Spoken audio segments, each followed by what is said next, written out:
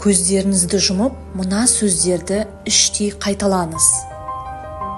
Менің арманым, менің тұлпарым. Мен арманыма жетемін. Сіз далада тұрсыз.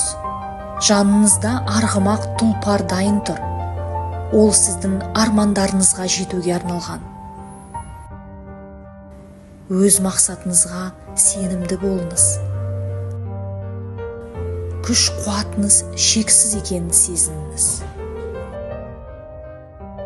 Арманым менің қолымда. Мен әрекет етемін, мен жетістікке жетемін. Жүрегіңізді қуанышқа толтырып көзіңізді ашыңыз. Армандарыңызға жақындауға дайын болыңыз.